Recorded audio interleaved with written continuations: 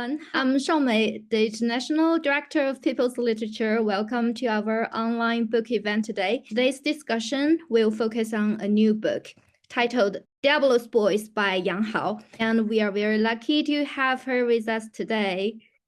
Yang Hao is regarded as one of the most intriguing literary voices of her generation in China, and this is her first work to be translated into English.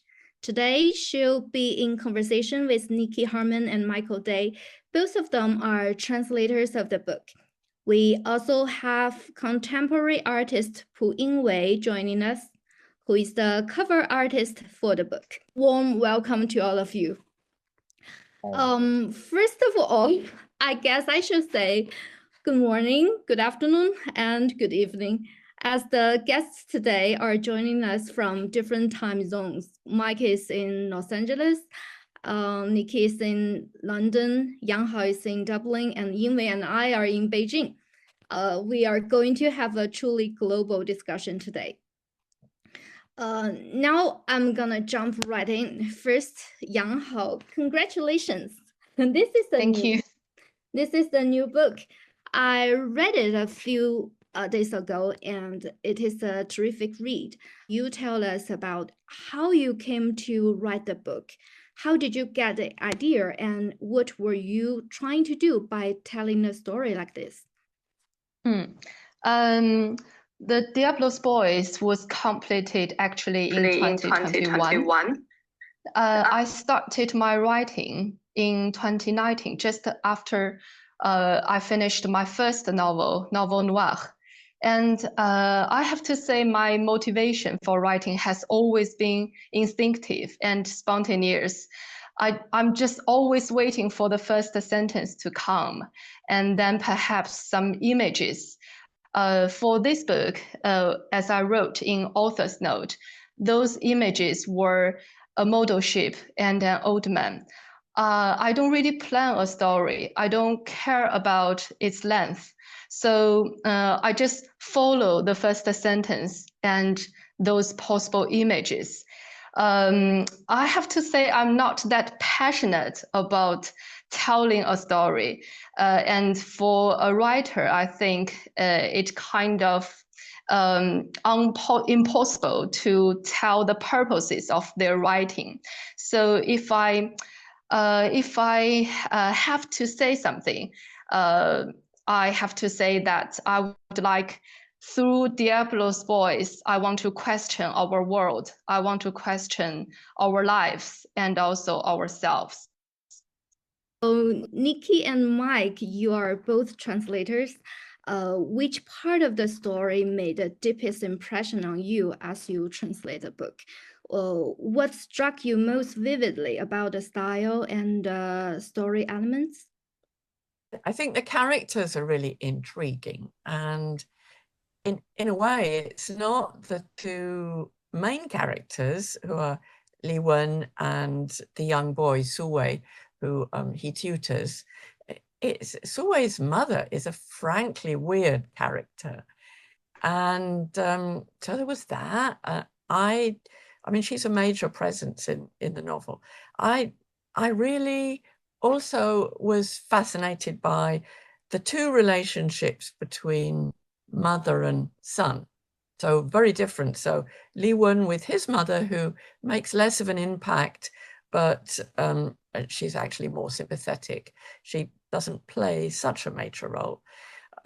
With Li Wen, the tutor, and Suwei and Suwei's mother, obviously their relationship is also extremely important.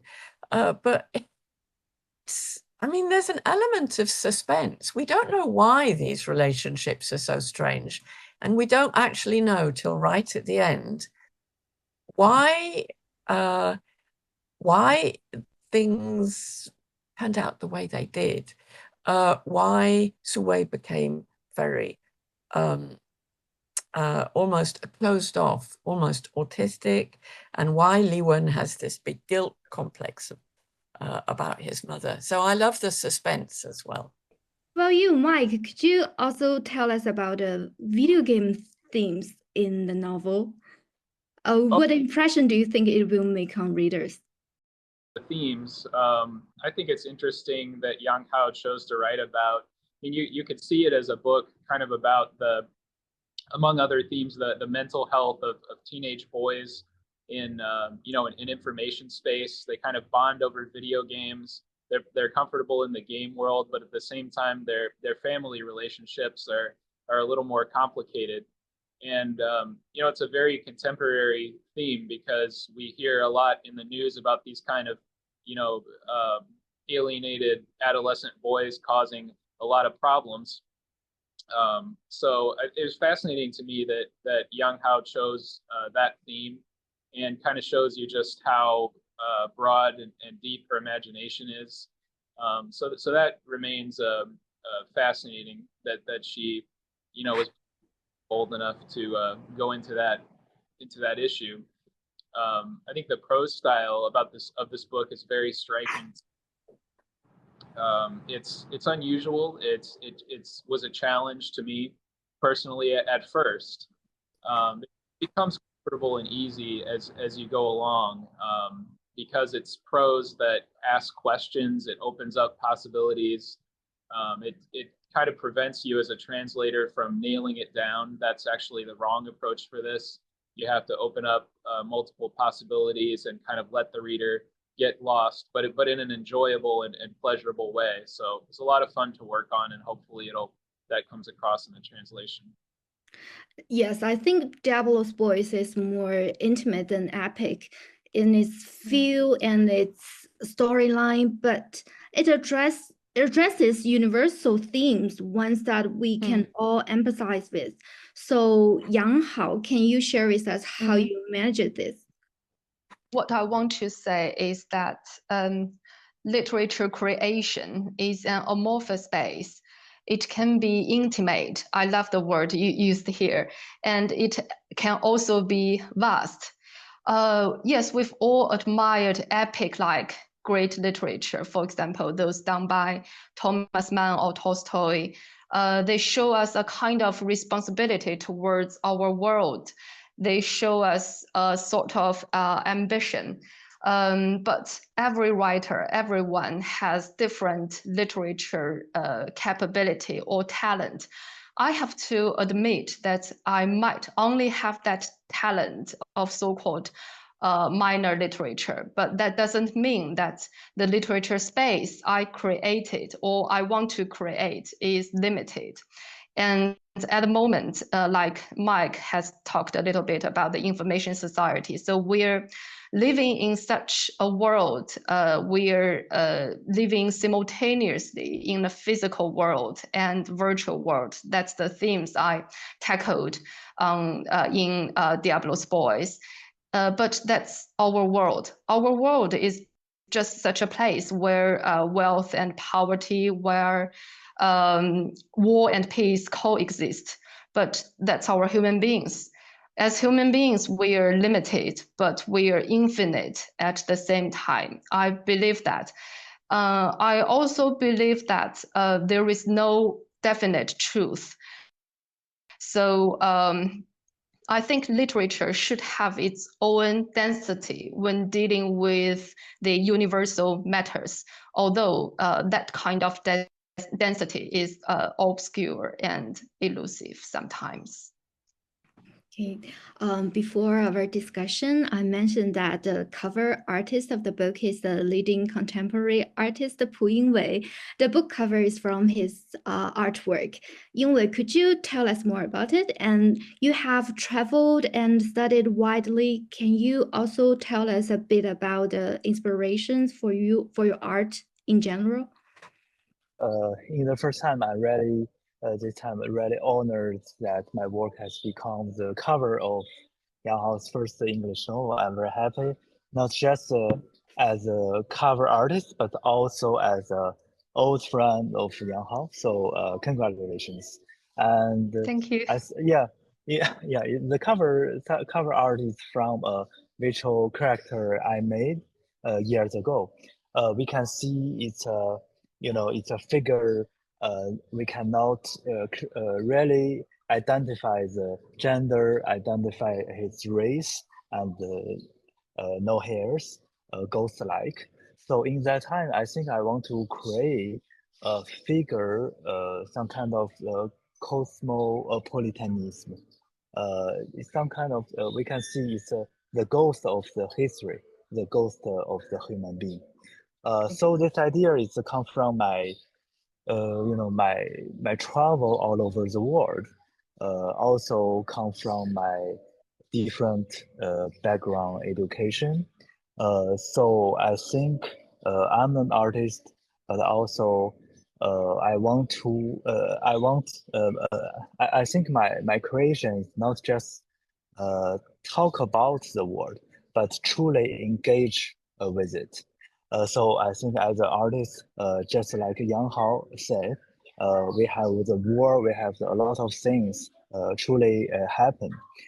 So I think I want to create, not just create a painting, not just take a beautiful photo, but also as an artist, we can create a new identity. So this figure is some kind of new identity I create, just like Diablos boys idea. Yeah, I think. Okay, so Yingwei as the artist, Yang Hao as the writer, from the perspective of creation, please can you talk about the communication function of literature and art in a global context and the responsibilities that authors and artists should bear for this? Yeah, when we talk about the communication in the global context, I think Yang Hao and I have a different but equally international experience that allowed us to empathy with the people from all over the world. Also let us understand people better, understand the different lifestyle value and the different social political reality. So language are very important. I think art also a language, visual language too. So I believe the creation is not just about self-expression, but also a responsibility to communication between the different civilization that you represent behind you. I agree with Yingwei that both language and art is presented actually through different languages. So it's naturally a form of communication. And yes, I think as our generation, Yingwei and I deeply realized that our world is filled with misunderstandings and parallel spaces. So I think we as authors naturally create literature, create art or music out of a sense of responsibility. That's a little bit like an universal responsibility. And for me, writing is the most personal, most fundamental call to responsibility. So I think as a creator, the biggest challenge for us is not writing or creating a story, an art piece, but we have to resist the temptation to be engaged in a smooth, flat, and simple surface. So for me personally, the responsibility is not about changing something, is not about changing the world, because literature, art, music, dance, those things can change no facts, but it's about the desire of wanting our world to become a better place, although that desire is powerless and desperate, sadly. Yeah. So my next questions are for Mike and Nikki. You're both very experienced translators and have tackled many Chinese authors and their works. Do you feel when you are translating from Chinese that you are helping Chinese writers build their confidence in communicating with their international readers? Well, yeah, I mean, what are my responsibilities as a translator? I'll first of all say why I love translation, because I love to feel like I'm kind of opening a window to another world, to the writer's world. And of course, that brings with it quite a big responsibility. I've got to be faithful to what the writer is trying to do. And one of the things I most appreciate about my work as a translator is that I have translated so many different writers who write in so many different ways. I can say that Yang Hao's work, the background that she's describing is relatively easy to translate, because she writes about a modern world. She writes about a world that most readers are going to be very familiar with. Some writers will be writing about, epics from the countryside, many years of history, of the Chinese Revolution, which readers may possibly know nothing about. But Yang Hao is bang up to date. She's writing about situations that we can all empathize with and know about. And so, well, no translation is perfect, but all we can do is do our best to convey that to English language readers.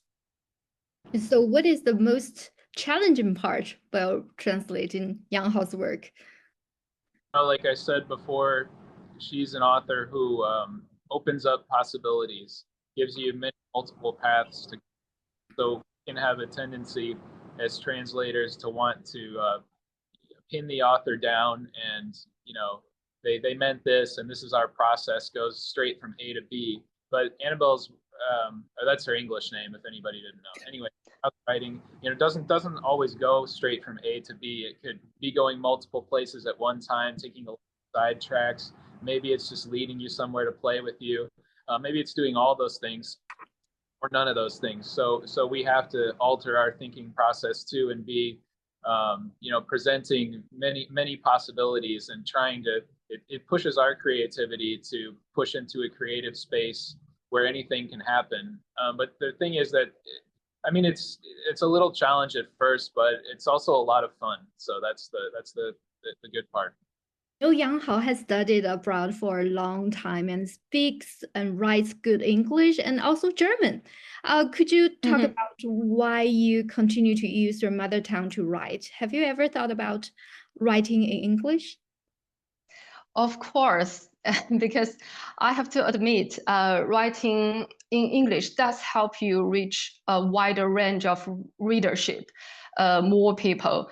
I've lived in the UK before, and now I'm based in Dublin, doing a PhD in comparative literature at Trinity. So I have to complete my PhD thesis in English, and that's about the dry thoughts from Heidegger, Agamben, or Derrida, or Deleuze. So yeah, but when I tried to write my fictions in English, I failed, and I ended up with destroying those drafts, because when I wrote my fictions in English, I felt like those words were not coming from myself. Those words were not coming from my body. So it made me realize that writing is not just an act of applying language. It's also a physical act. And writing in one's mother language, it's not applying your learned language, but applying your body engagement within it. So I have to say I quite enjoy the process of writing in Chinese.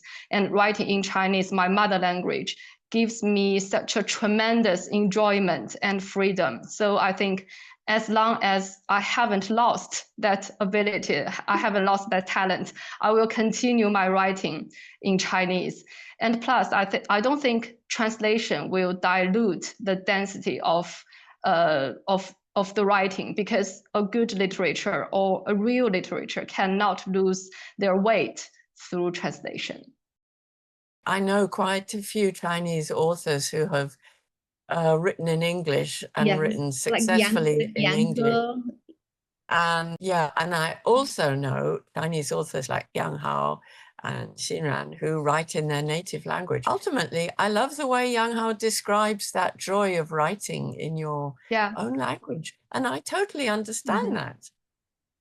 it's such a freedom because you are devoting all yourself into the creating space. Yingwei, how about you? Have you ever thought about create art in like different Mother language? Yeah, I think the notion of mother language not exist for me now, because I think the visual art is very ambiguous than literature language. Yeah, because I accept the education of oil painting is from the Occidental. But in our daily life, I learn a lot about Chinese traditional painting. So for me, I think the notion of the mother language of my art is not yet create. I'm on the way to create the mother language of myself. Just like my style. I try to create my style. Yeah, on the way. Not yet. Yeah. I have to say, sometimes I'm so jealous of Fu Yingwei as an artist because artists, dancers, and also musicians, they can create things just using universal language. But we writers, yeah, if you stick to your mother tongue, if you stick to your mother language, you have to have a good translators to help you translate. You have them. Nicky and Mike. Yeah, I got them. Yeah, I like it. Now I'd like to share another new book by Yang Hao titled Long Slumber, 大眠, which is about to be published in Chinese by People's Literature. I'm holding a proof copy. You can see it is very beautifully designed. Very beautiful. Very avant-garde. Yes. So I think I have a question for Mike, since you've already translated some stories from this collection. Can you share your thoughts on the overlapping of the time, meaning, and identity that Yang Hao explores in this book? Sure. You know, those are definitely the elements that she plays with. Those are the, you know, pathways that open into, excuse me, the creative space where anything can happen. You know, any of those things can go in any direction at once, it seems. So the way that she uses time in her work, I think, is very interesting. The story Ritual in that collection is an example of that. It seems to end at the same place that it starts. So that's quite a jump from our typical linear logic.